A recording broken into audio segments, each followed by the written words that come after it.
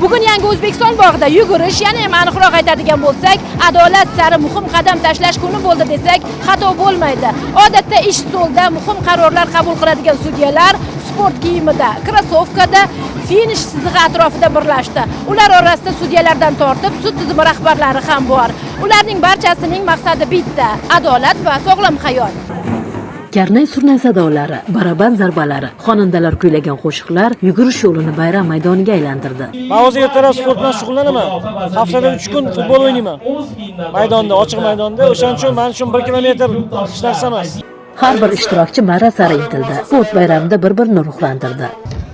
Assalomu alaykum, Baxtiyor aka. Assalom.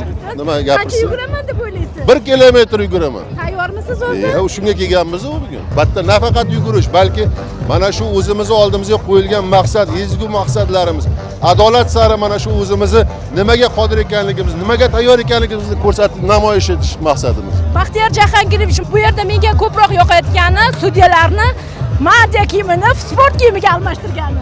Albatta, bu odatiy tus, bu sport musobaqasi, sport bayrami. Shuning uchun mana ko'rib turganingizdek, mana hamma yog'imiz baribir o'sha o'zimizga, sudyalarga xos, mos bo'lgan adolat sari logotiplarimiz bilan mana shunaqangi bugun bayramga tayyorgarlik ko'rib kelganmiz. Hamma sudyalar, hamjamiyati, ham to'liq.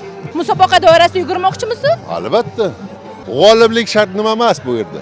Bu yerda muhimi o'zimiz nimaga tayyor ekanligimiz, o'zimiz nimaga qodir ekanligimizni yana bir bor katta bir sinovdan o'tish. Bugun endi mana katta bayram, mantiya faqat bilasiz o'zingiz qonunmada ham faqat sud majlis zallarida kiyiladigan sudyalarning maxsus kiyimi hisoblanadi.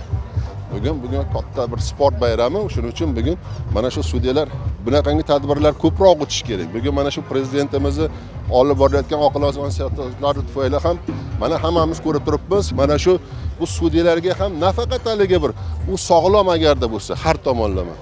Agarda u teran fikrlash, nafaqat yugurish, boshqa sport turlari bo'yicha ham musobaqalar o'tkazib turishni o'zimizni oldimizga maqsad qilib qo'yganmiz. Omad tilayman. Rahmat sizga. Yugurmaysizmi biz bilan birga? Sudyalar, sud xodimlari, ularning oila a'zolari, Adolat partiyasi vakillari hammasi bir safda marra sari harakatlandi.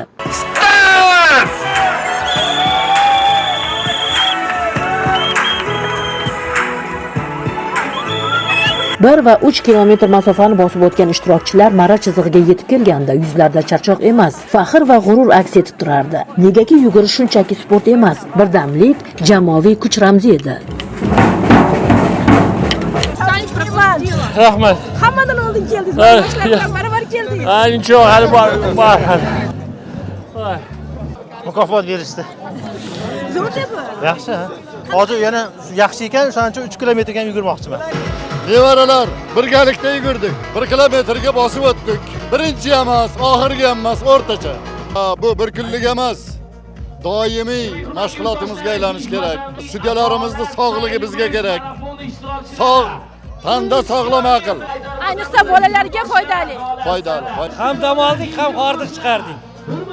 Ham sog'liqqa foyda. Jamoaviy sport ham jamoa uchun yaxshi, ham sog'liq uchun yaxshi. Jamoa bilan birga sport bilan shug'ullandik. Bu yaxshi ancha. Yana ham shunaqa tashkil qilish kerak deb o'ylaymiz. Chiroyli ko'taring guruhda tashkil qilingan, jamoaviy bu mana oila a'zolari bilan kelgan. Bu narsa nafaqat sudyalarning ishi, balkim sportda ham muntazam o'zini ko'rsatib borishga bir chiroyli imkoniyat bo'ldi. Tashkilotchilarga katta rahmat. G'oliblarga medal va esdalik sovg'alar topshirildi. Sudyalar hamjamiyatining tashabbusi sog'lom hayotni targ'ib qildi. Mo'tabar Nurmuhammedova, Ajdus Ermekbayev, Zohidjon Mamasoliyev, Toshkent. Shohjahon